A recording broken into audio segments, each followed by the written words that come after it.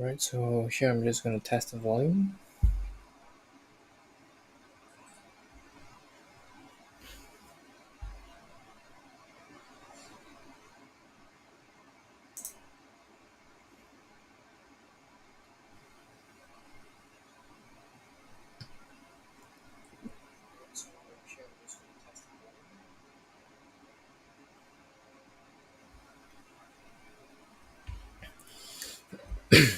All right, so let's get started. Okay, so let's start off on the weekly chart.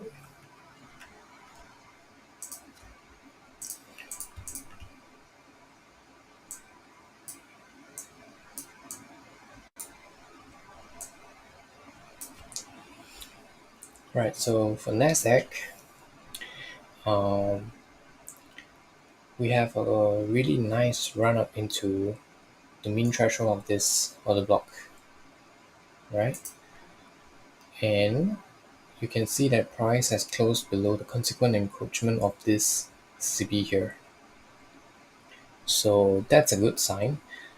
But for me personally, I would much prefer to see price closing down below this BPR right here. Okay, and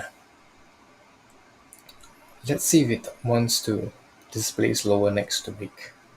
Okay, right now I am leaning towards bearishness, but I would want to see price move a little bit faster to the downside from what we have right here, because we have two candles closing within the CB, and we are moving into the third week of October.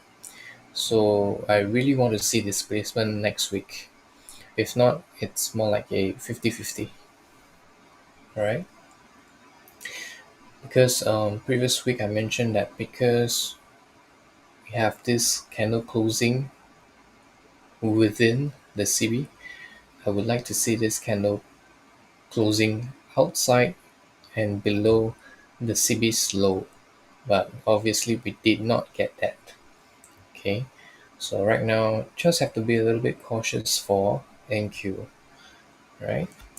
So far this past week, indices have been rather asymmetrical.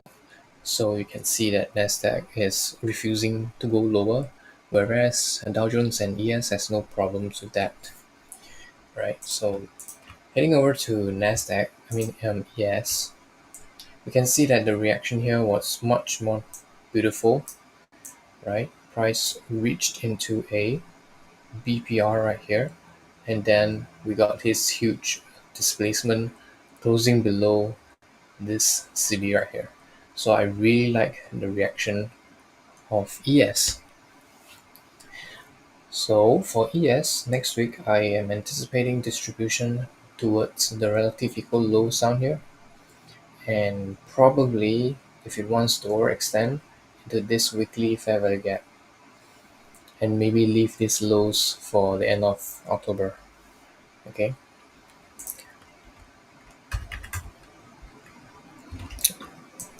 Jumping into the daily chart,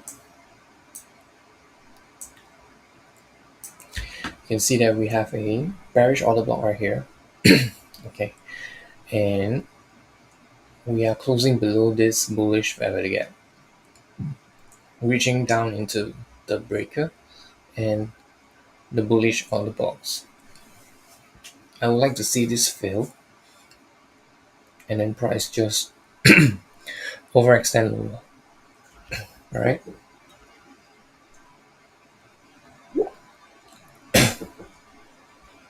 So, so if you apply days quarterly theory,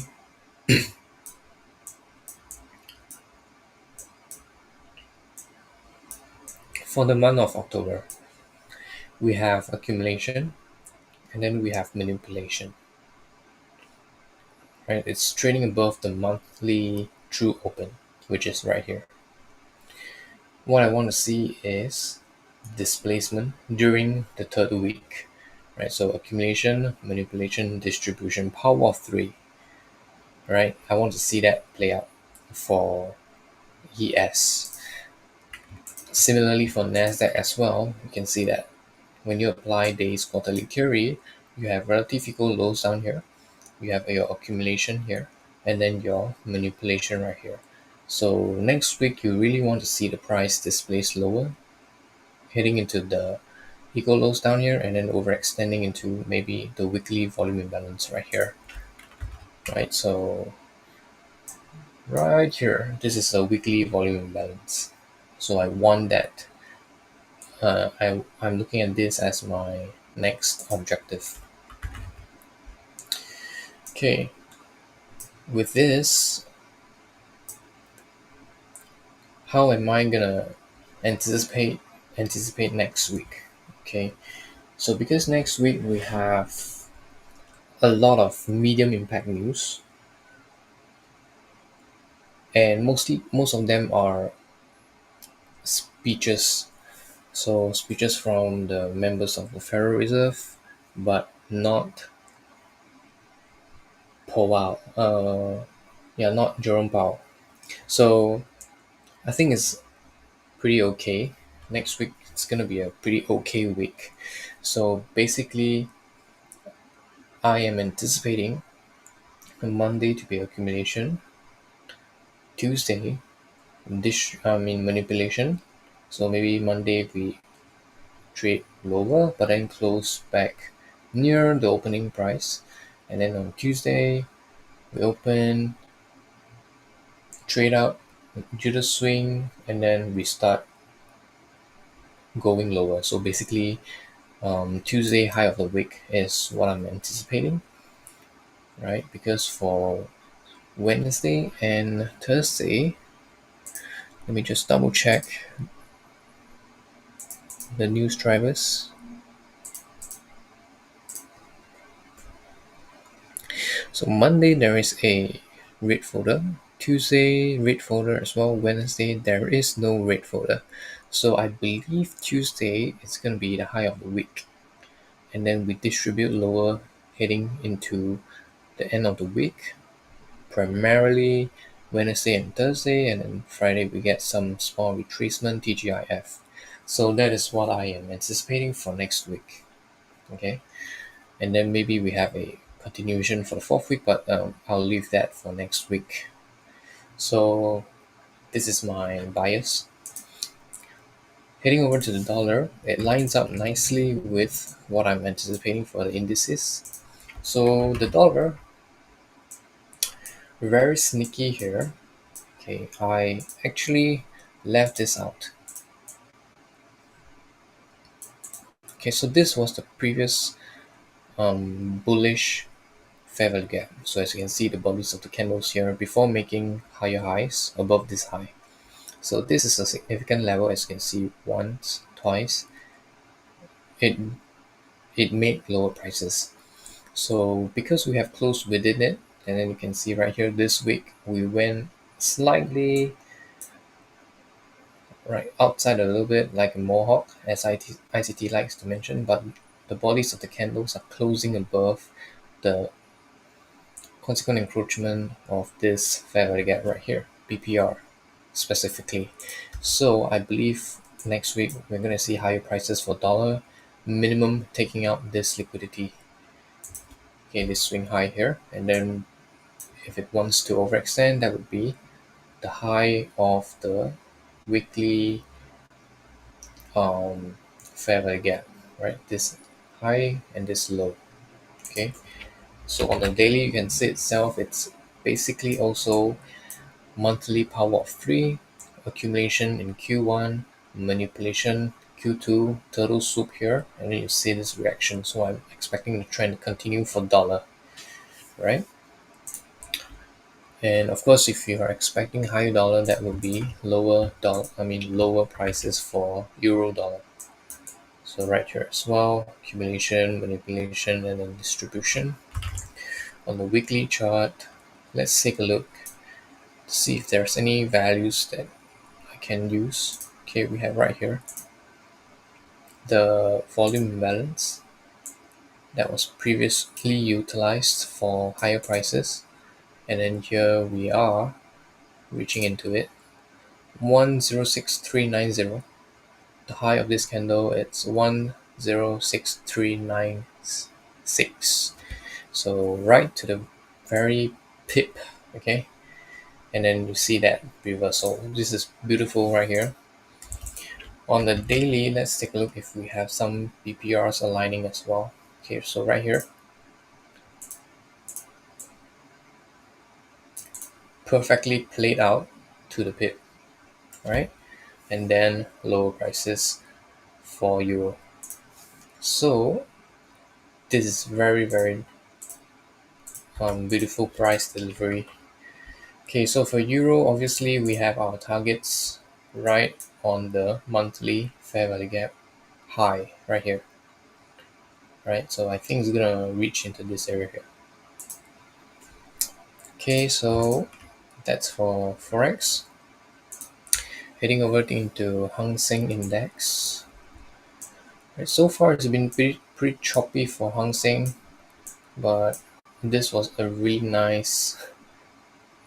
To me, it's like a fake out because there's a Discord group that I'm in, which primarily focuses on buying Chinese companies in the stock market. Okay, so basically for me myself, I use HSI to gauge the strength of stocks that they're buying, and I pretty much gave them this signal right here. So as you can see, this red fair value gap right here, pretty much a ceiling for this particular week itself, right? Most of them got really bullish, really happy when price was up here. At one point, this candle was green, okay, a huge green candle. So this is very nice to see. Right, so moving forward, I am expecting still lower prices. So what invalidates this lower prices, the bearish idea? If price can close above the consequent encroachment of this weekly CB right here, closing above the mean, I mean the half consequent encroachment, then maybe I would move to the sidelines. But so far, it has shown no willingness to do so. Right, so lower prices for Hang Seng, which means lower prices for Chinese stock. Okay, now I want to take a look at the previous individual stocks that I have covered. For Disney, right, pretty much leaving the lows here, not really attacking it just yet. Baba, right, so look at the reaction here.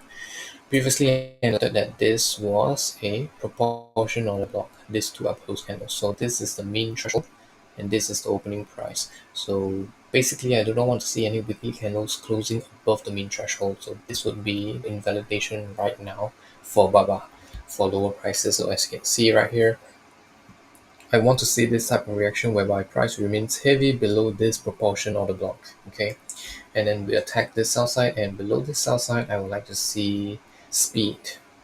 All right, speed below here into inefficiencies down here, and ultimately, of course, I am looking at 57.2. Okay, this is for Baba, right? And for JD as well, right? Previously I've shared, we are most likely going to attack this equal lows down here. As you can see, we're melting through like a hot butter through knife.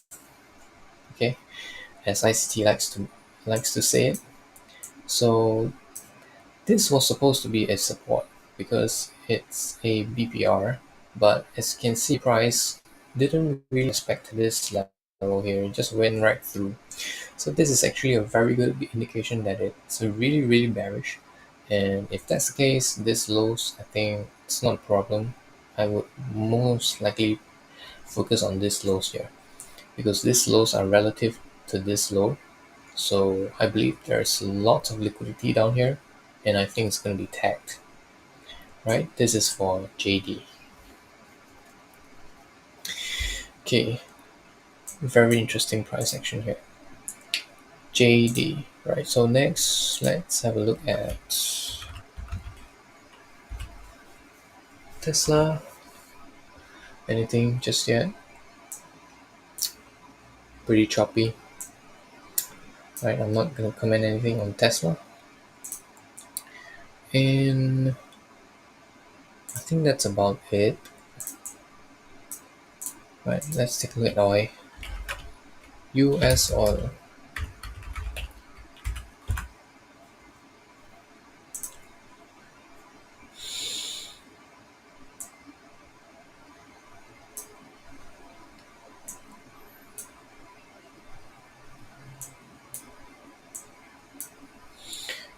Right, so nothing much here. What else?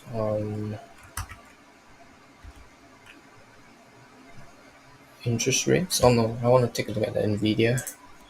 I think this would be the last. So Nvidia weekly.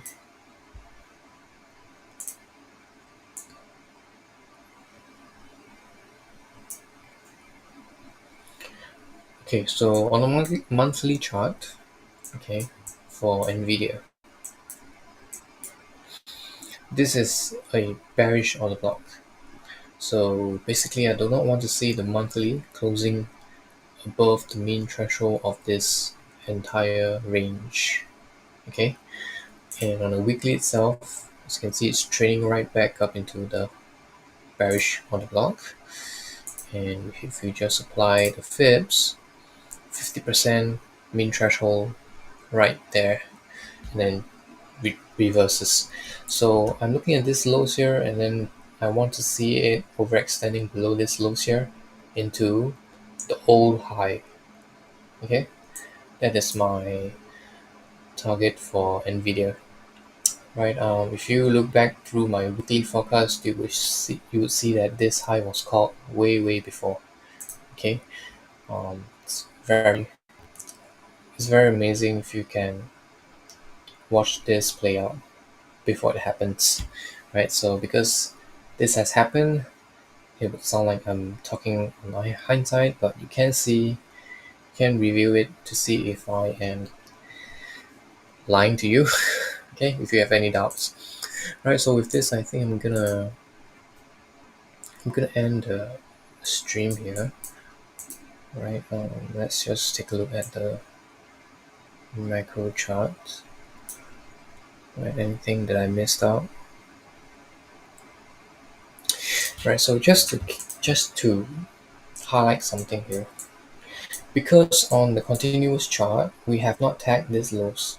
Okay, and eventually I think we are going to tag this low. So this lows comes in right at about 14,245. On the December contract, 14,425 would be right around the weekly volume imbalance. Okay, 14,425 would be right around this area here. Okay, let me just apply standard deviations. Yeah, I do believe we are going into this level here, fourth standard deviation. Okay, so that would be my main focus here, and that would line up nicely with the continuous contract trading below this lows here. Okay, for ES, let's apply the standard deviation as well. Swing high to swing low. Fourth, yep, I think fifth is possible, and then maybe we overextend a little bit down to this equal lows. Okay, if you really want to be safe, there's a fair value gap right here. Okay, you can just target that, right, for ES. Okay, so what would invalidate this bearish idea is if price trades above previous week's high, right? So if price comes back up, take out this high here, then we have a we'll have a real concern with my idea. Okay, so invalidation, obviously trading above this swing high. For NASDAQ as well, invalidation will be trading above the previous week's high right here. Okay, so that's the invalidation for next week. This should be a bearish order block for NQ. So are we noting down here on the 4 hours chart? Let's see if we can get some clarity. Okay, so 4 hours chart, we basically have a CB, and then we have a proportion order block right here. So this is a proportion order block, right? 8 hours, right? This is a proportion order block. So any touches on this low here, I believe it's gonna sell out for NQ. 4 hours, yep, basically same. So let's take a look at 6 hours, nothing. 8 hours and 4 hours. Okay, so yeah, proportion order block, and I like this level, but yeah, I like this level here. So this level lines up nicely with this BPR here. Okay, so you can see this fair value gap was used to take out this swing high. Okay, and then right now it's trading below this, so this is going to be a resistance. Let's see if we can see it on the 4 hours. On the 4 hours is pretty choppy, but basically it's this fair value gap right here. We ran up quite a few times here, so basically this is a balanced price range. Okay, yes, so for NQ it's this, and let's take a look at ES. Anything that I can use for confluence. So this would be the proportional block on the 8 hours. Let's take a look. These two up close candles would be the proportional block, and you would have this BPR right here for ES. Alright, so this is a good area as well. Is there anything on the 4 hours? Alright, not really. Okay, I'm gonna remove that because that is a daily fair value gap. Okay.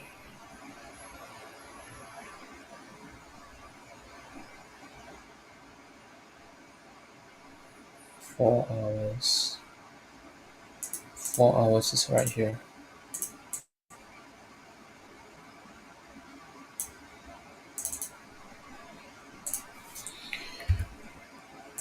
Okay, let's take a look at 8 hours.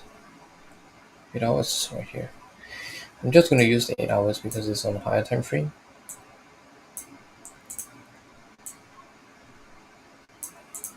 12 hours.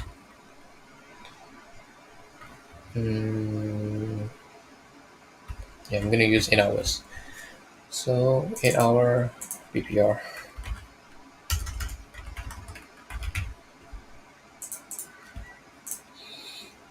Okay, and for NQ, that will be here. 8 hours pretty much. It's cleaner. Okay, but this area can be enough, right? Because right here, you see it was utilized before. Right, so this is just in case it wants to overextend, but if price starts to trade below here, then obviously this would be your next level of resistance per se. Okay, so 8 hours as well.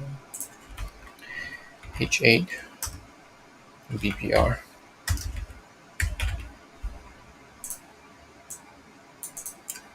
Lock it in. Lock it in. 4 hours. Alright, so almost the same as the 4 hours, just a little bit more refined. Right here, this is basically more clearer. Okay, yep, and I think that's it for this video. Right, hope you enjoyed it, and if you find any value in them, do give me a like, give me a thumbs up, and if you have any questions, do leave it in the comment section down below. Right, and I'll see you in the next one.